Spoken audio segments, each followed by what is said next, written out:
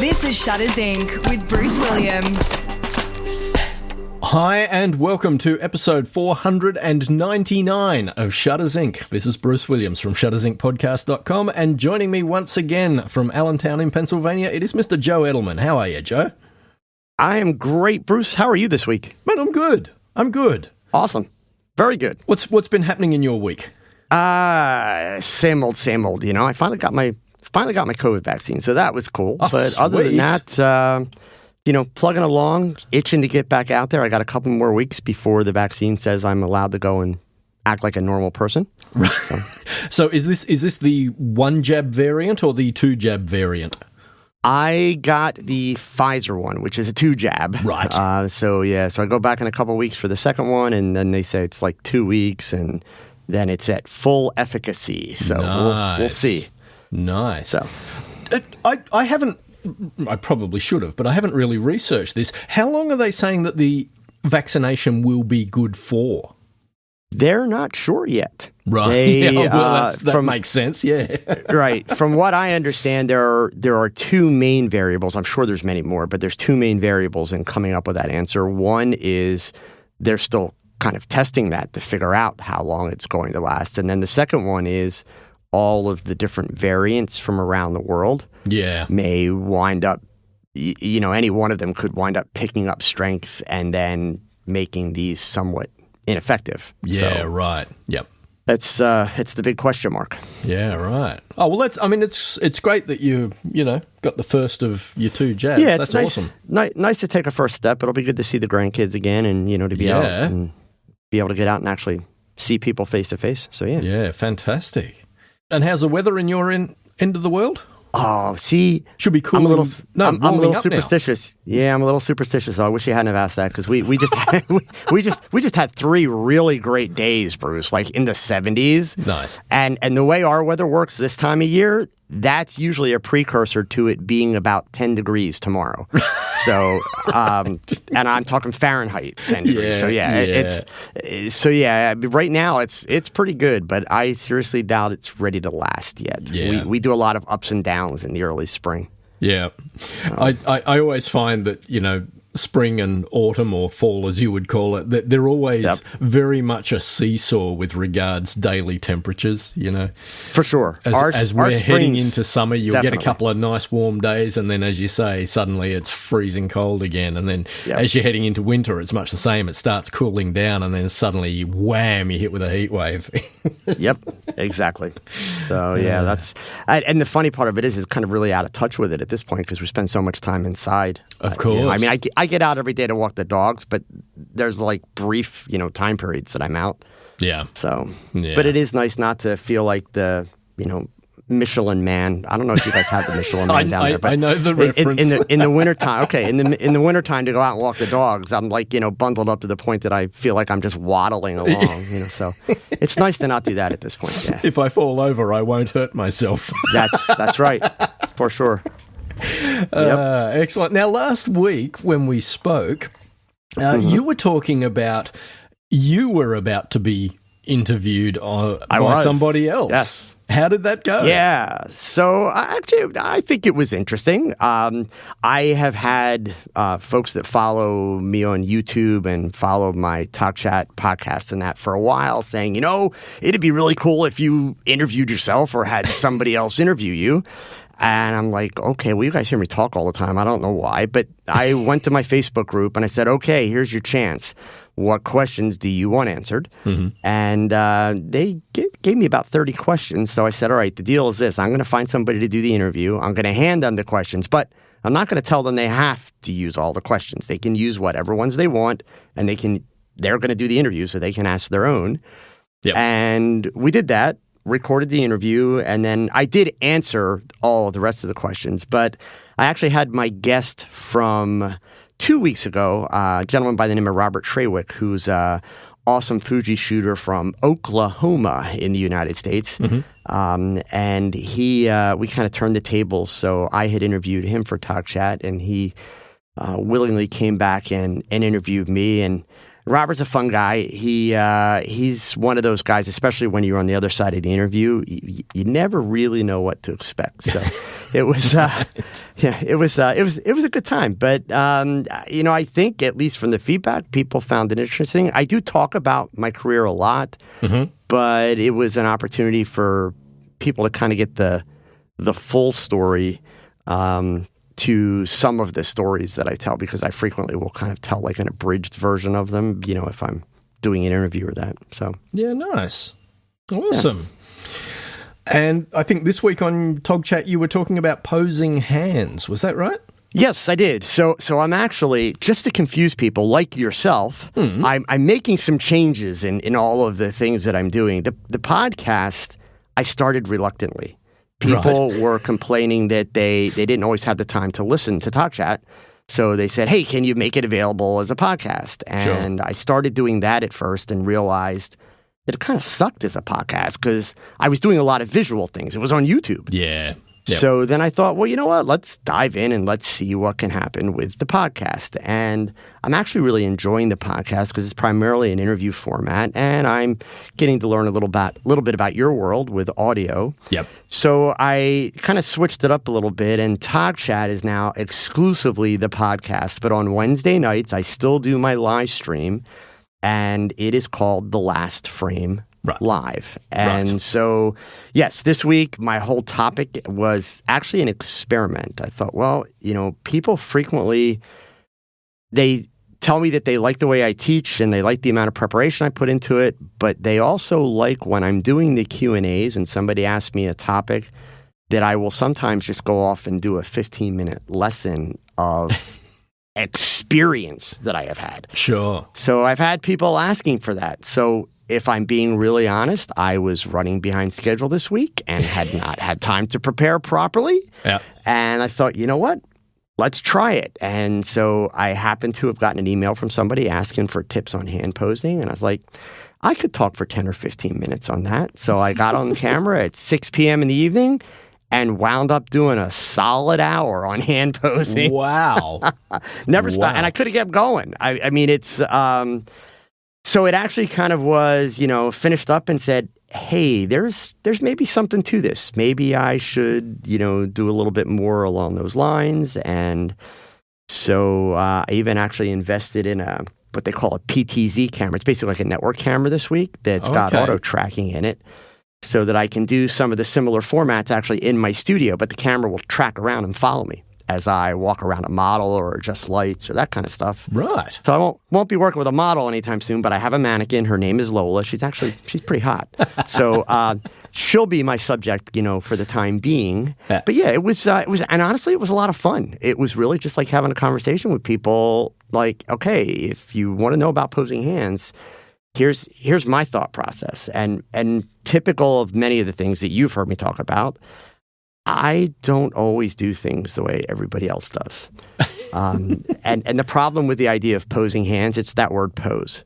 Yeah. You can't pose hands. You shouldn't pose hands. And it's really, really unfortunate that there are way too many people in the photography world on YouTube, writing books, selling, a million solutions to great posing and great hand posing and all that. And they're really making it impossible for photographers because they're not teaching them what they need to know. They're not teaching them to pay attention to body language. They're not teaching them to actually ask themselves, forget the subject for a minute. They're not teaching them to ask themselves, what am I trying to communicate with this picture? What is, so even if it's just a pretty girl, okay, fine. But what is this picture? Is it a bikini babe? Is she supposed to be doing something glamorous? Whatever it is, the answer to that simple question starts to give you the concept of, one, what should the emotion be of the picture? And emotion drives body language. Right. The one thing, we can lie really easy with our words. It's really hard as a human to lie with your body language. So if we get the emotion right, we're already 50% of the way to getting the hands right and everything else. And then at that point, indeed, it's, knowing little tricks and little things that will help you get relaxed and natural hands, or if necessary, elegant hands that are making a dramatic statement. And so for me, my approach is it's all about body language. It's all about communicating with my subject. It's definitely paying attention to the body language and all the little details of what's going on. But one word that is banned in my studio, and even makeup artists that work with me know, never even say this word in conversation, and that word is pose. Right. First of all, it's a 4-letter word. Secondly, it has the connotation of don't move. Right. And that tends to make people stiff right out of the box. Yeah. So. Yeah. Yeah, I think the moment you ask someone to stay still, it's like everything becomes rigid. It's no longer natural to a certain extent. Absolutely. And certainly there are images where you may want that little bit of tension, or you may want the person looking very stoic or even somewhat statuesque. That's certainly, there's a scenario and a reason for that at times. But if we want if we want images where the person looks relaxed and like they're enjoying themselves, and we want the body language to also be relaxed, then pose is just not a good word to use. I'd like to break into the podcast briefly to mention that we now have a Patreon account. If you get any value at all from our photographic giggle fest each week, we'd really appreciate it if you could spare a couple of bucks a month just to help keep the servers running. The link will be in the show notes. Much appreciated. Now, back to the podcast. How do you approach all of that when the person you are shooting is someone you don't know? Like I've found in the past, if I do a portrait shoot with someone who's a friend who has rung me up and gone, "Hey Bruce, can you do some headshots for me?" And I go, "Yeah, of course, man, come over," blah, blah, blah. Yep. It's so much easier to work with someone you know. The moment you get a cold referral, someone who rings you out of the blue and says, "Oh, hi Bruce, my name's so-and-so. I got your number from somebody else. I'm after some corporate headshots. They said you could help me out." And you go, "Yep, not a problem." Yeah. The moment you're working, or this has been my experience, the moment I'm working with someone that I don't know, that whole process feels a little more rigid, even from my side. How do you deal with that? I mean, you've been working as a professional photographer for probably way more years than you care to admit. Go ahead. Just get that age dig in there. Go ahead. Yep. So, don't worry, mate. So I would say the same thing about my audio. There you go. Okay, good. So, I mean, it's a mindset. I think one of the things that helps if you find any great portrait photographer, and I'm not using the word great in front of my name, but I'm just saying any great portrait photographer, and you get the opportunity to have a 5-minute conversation with them, ask them how they feel about that challenge, and they're going to tell you that they enjoy the challenge. It's almost like it's a sport, first of all. Right. But, the tips that I would give people, really simple, is the first thing is you have got to remember that the act and art of photographing a person, whether you're doing it creatively like the crazy beauty shots that I do, or whether it's a portrait for their LinkedIn page, it is a process of relationship building. So notice I'm explaining all of this without talking about a camera yet. Yeah. So given that it's a relationship process, your challenge is try to keep the camera out of the equation. So that means, and it's everything from the little things to the big things. It means doing proper prep in advance to make sure that person's going to show up with the right outfits and they're going to be properly prepared, making sure that that person knows what to expect. By doing those things, everybody's on the same page. You're putting that person at ease. Once they get there, you should already be prepared. Your gear should be set up. Your lighting should be set up. Even if you're planning multiple shots with variations in lighting, you should have your first shot set up, tested, ready to go. No test shots needed, nothing. That way, once that person is ready and you, so to speak, bring them on the set and put them in front of the camera, you're still not going to pick up the camera right away, but you're going to get them on that set and you're going to talk. You're going to keep talking. You're going to have conversations with them. And even better yet, even if I hate to shoot on tripod, I only shoot on a tripod out of necessity, but I will always start with my camera on a tripod when the person comes on the set. And my first couple of frames, they're going to be done with that camera on a tripod. Half the time, that camera may not even be properly composing a shot. I don't care. It's simply a matter of being able to take a couple pictures with me out of the equation so that they're in the groove of being photographed. I'm getting a really, really good look at, are there any nervous elements or tension elements to their body language? And then even if I am going to pick up the camera, I'm going to keep talking to them. I'm going to keep them engaged. So you notice what I'm leaving out of that conversation is fumbling with my gear. Yeah. That's not their problem. That's my problem. So, if I am not good enough that I can do it really quick on the fly, I need to be prepared enough in advance so that they come in, I'm ready to go. And that way, the whole process, it's really actually about, figuratively sitting down with someone that you've just met and having a cup of coffee or having a beer and shooting the breeze. That's really kind of what you want the process to be. You're always going to not only get better expressions, have the person more relaxed, but think about this from a business standpoint. Every picture, especially when you are the subject, there is an emotional attachment to it. Just like we as the photographers, we get emotionally attached to pictures, and not necessarily everybody else likes them. Yeah. So if the person comes to you and has a good experience, enjoys the experience, they enjoy the way they were treated, they enjoyed the conversation we had, they already like your pictures a little bit more, even before they get them. Yeah. Because they had a good experience doing those pictures.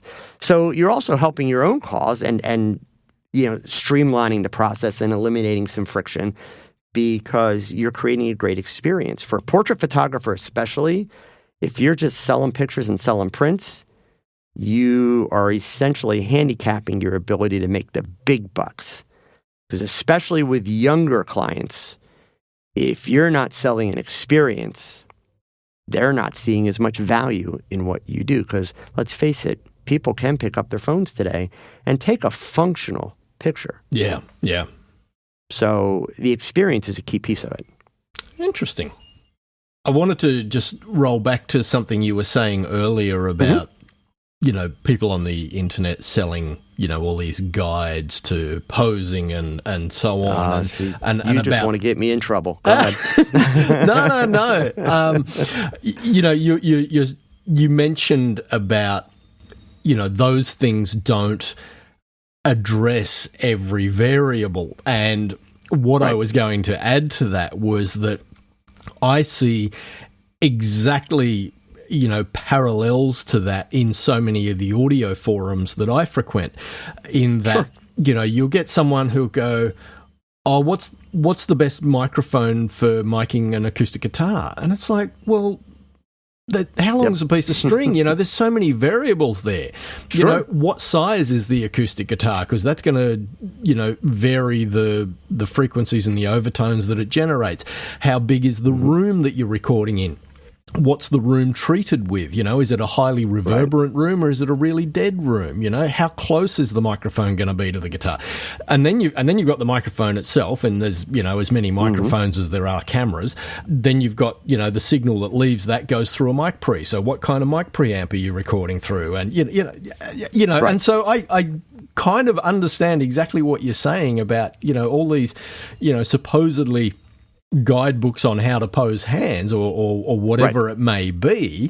There's just too many variables for any of that to really be useful until you understand all of the underlying reasoning for why you do anything. Sure. And when it comes to people, I mean, many of the things that I was talking about, they're really psychology based.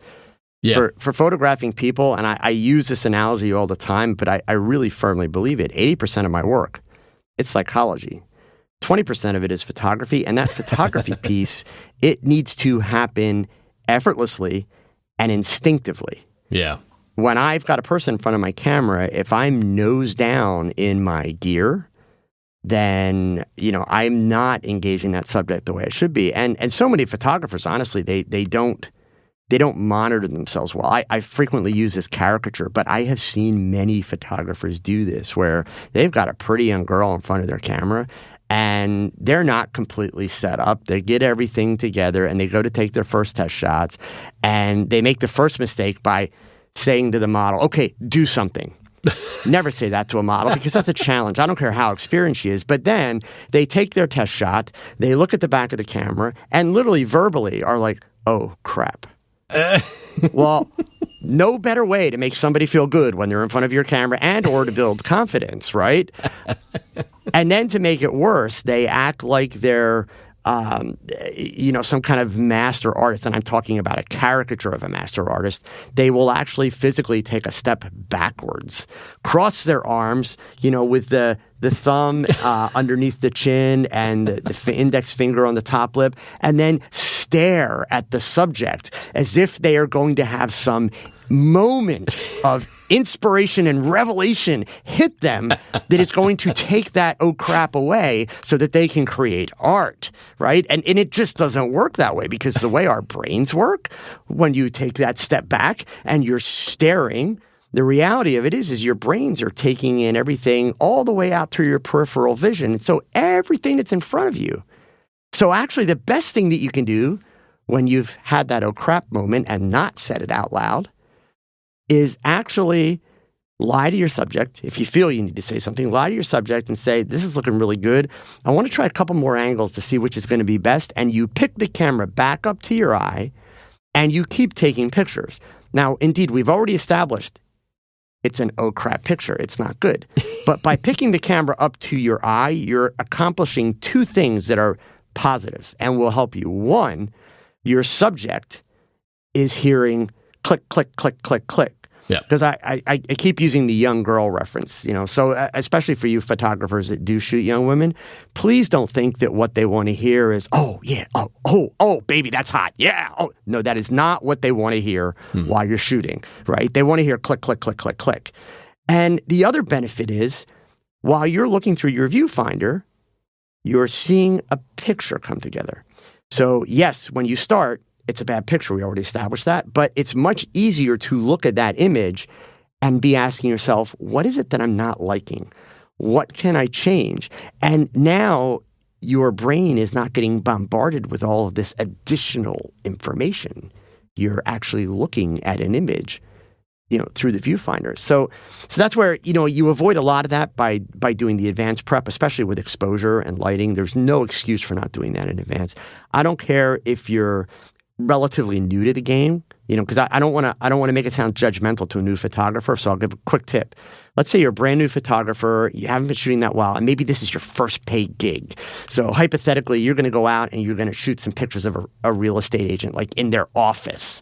Well, you can't go to their office and practice, but you can set up your lights in your living room, in your garage. Heck, you could do it in any small room, and then do some test shots. If you have a spouse or significant other, use them. If you can afford cameras and lighting gear, you can afford to buy a mannequin. Mannequins are really, really inexpensive. You can get them on Amazon. Here in the U.S., it's like $60 U.S., so they're really inexpensive. Yep. Get a mannequin, figure out your lighting, figure out the exposure. But then don't pack your gear up.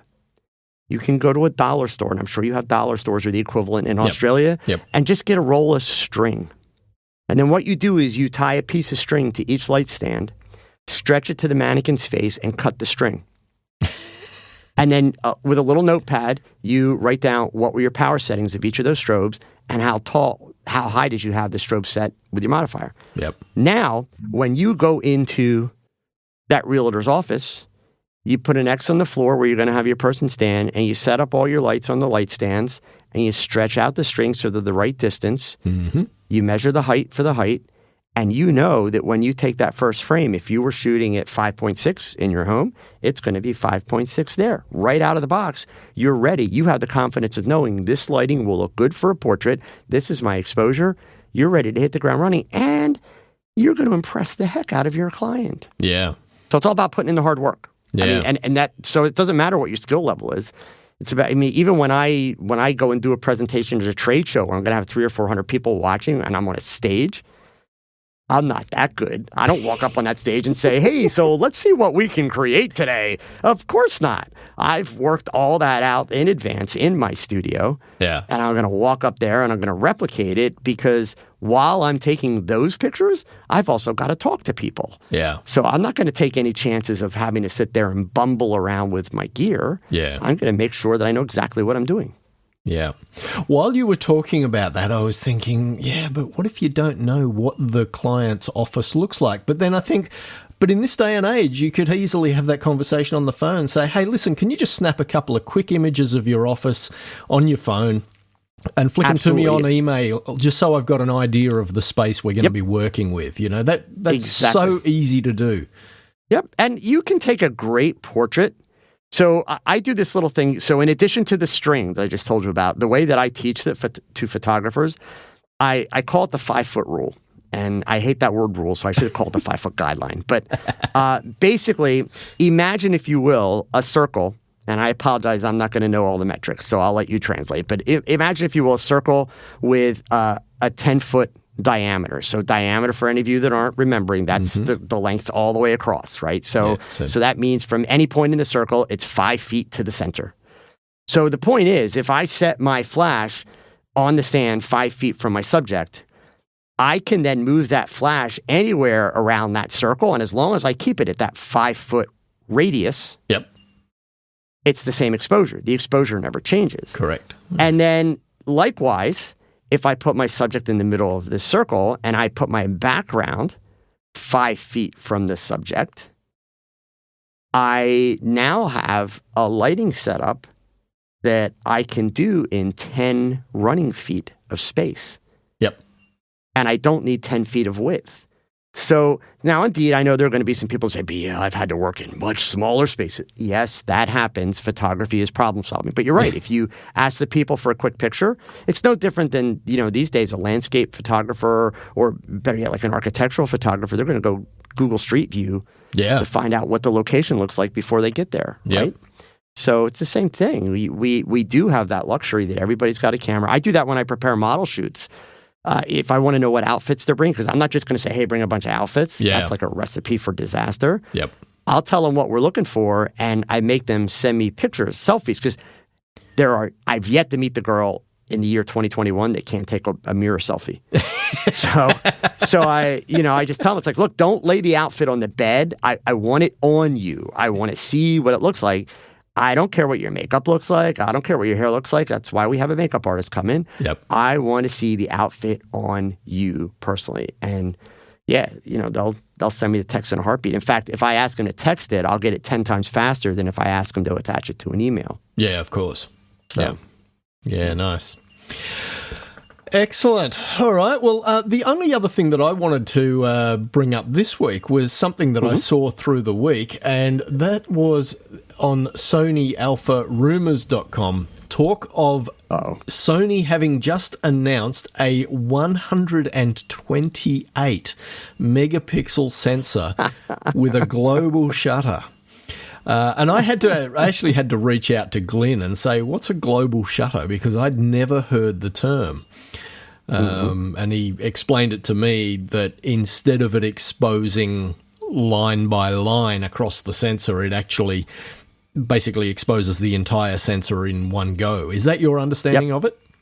That is my understanding, and that's about as deep as my understanding goes. Right. But before you even get into this, I have 2 quick responses. So 1, Sony's a 4-letter word. Just saying. 2, 128 megapixels. They kind of wimped out because that other 4-letter word company, Fuji, they got 150. So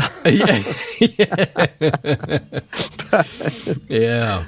It's a sensor that allegedly, according to this article, is going to be rolled out initially for industrial purposes. It's not going to be in anything that you're going to buy off the shelf anytime soon. But I would imagine at some point down the track it will probably end up in a E-mount camera, but who's to say?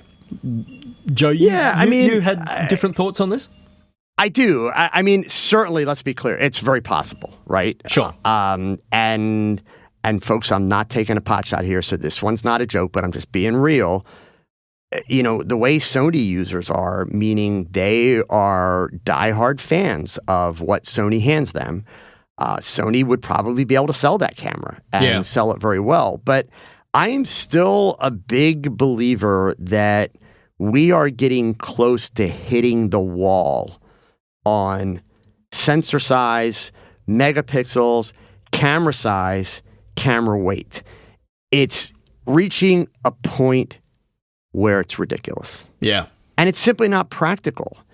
And there's actually very little real need for it. Yeah. And I always use the example, and I think, Bruce, you and I have probably talked about this before. I always use the example of what we see with, Apple and the iPhone and Samsung with theirs and Google with the Pixel. Here are devices that are using incredibly small sensors, but yet they are putting out amazingly high quality images, and they're doing it through software. Yeah. So, at some point, it simply makes sense that we say, okay, there's always going to be an industrial use for a 300 megapixel camera or sensor. But for the average, photographer, even for photographers with high-end commercial needs, there's going to be a point where you can say, 50 megapixels is going to be way more than enough. But let's take that and let's push it even further, and let's work with, what we're able to do with software. And in fact, I have not tried it yet. But I read an article just earlier today, and it was a real short article. I saw it go by. It was in DIYphotography.net, which is one of the photo blogs. Yep. The very latest version of Photoshop CC. So if you haven't downloaded it yet, you don't have it, but download it.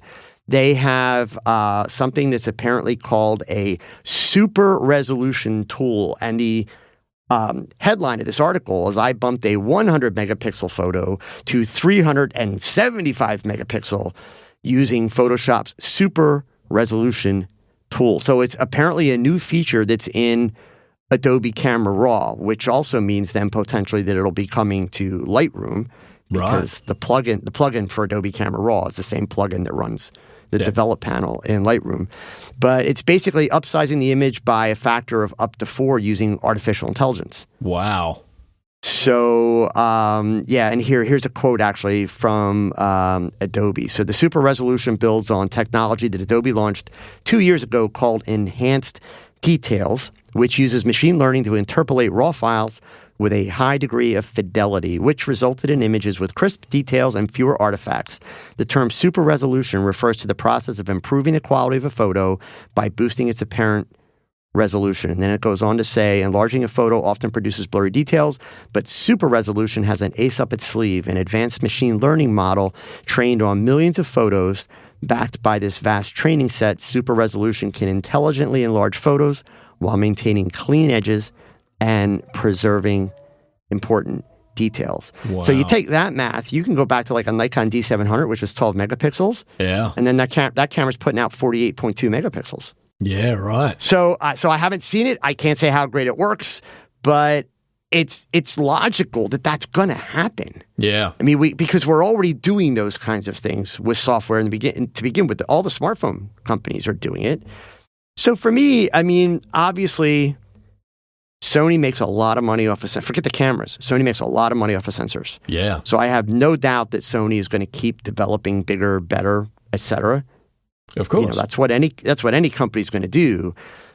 But you really have to wonder, at what point do we start to realize, in order to support those cameras, we need bigger processors in the camera. We have to have more space for the processors because of the heat that they generate. That also means bigger lens mounts, which means bigger lenses. and how big are we going to go? It's like, is there really a benefit, and how many people need that? Yeah. So I don't know. I'm not so sure that we will actually, get to one of the main Sony line that goes up that high. Interesting. At some point, I think we have to be looking at, there's more than one way to get this job done. Yeah. When it comes to that resolution, and software would be a lot easier, a lot cheaper. Yeah. So I don't know if I ever mentioned it to you. I know I said it to Glenn, but when I bought my A7 III, Glenn mistakenly said to me, "Oh, how are you enjoying your A7 R3?" And I said, "Oh, I didn't get the R3. I got the A7 III." And he said, "Oh, what's the difference?" And I said, "Well, the A7 III is 24 megapixel and the A7 R3 is 42 megapixel." And he said, "Why didn't you get the R3?" And I said, "Because I didn't want the resolution." I'm very happy with 24 megapixel. I think it works beautifully. And it does. I don't have to deal with files that are, twice the size, or, and the added ingest time that it takes to pull all of those images off the memory card. I think 24 is a great sweet spot. I can get everything I need out of that. So, sure. Yeah. So I don't know. I think we have some cool stuff to come. But at least for me, and maybe my opinion is biased because I don't want huge cameras. I mean, that's why I'm an Olympus user, right? But I really hope that the software development continues to go forward, because I think that to me, that just makes more sense. Yep. Yep, absolutely. I mean, I just got myself a new cell phone. And, it shoots 64 megapixel photos, so it's, 3-4 times the resolution of my A7 III. But, you're right. I mean, what cell phones are doing now is amazing. I mean, okay, you don't get quite the great depth of field that you might get with a good wide lens, but they're getting close. You get these phones that have got multiple cameras on them, and, they're getting better and better every day. So yeah, absolutely. Yeah, and I don't think for photographers, not the average person. Yep. I don't think we'll ever reach that point where we've got one camera that does everything. No. And let's face it, we're all gear junkies, so we wouldn't be happy if that happened anyway. So it's no different than a carpenter. Has different tools for different things. They've got different types of pliers. They've got different hammers. It's going to be the same for photography. But it's interesting to me, the photo industry is, many of the companies in the photo industry are teetering on extinction. And all of the companies in the photo industry are not making the kind of money they used to make. And that is 100% because of smartphones knocking out the entire bottom of the market. So what drives me nuts is, here we have this industry that is struggling. We've got companies being sold. We've got companies that, are literally teetering on the edge of going out of business. And yet they're still repeating the same mistake. Instead of looking at why are the smartphone companies so popular and doing so well, what are they doing? All but one of the companies, camera companies, are making bigger, larger, heavier, more expensive cameras. They're like going full speed ahead in the opposite direction. All the while, their sales results are dropping. Even Sony is not like increasing.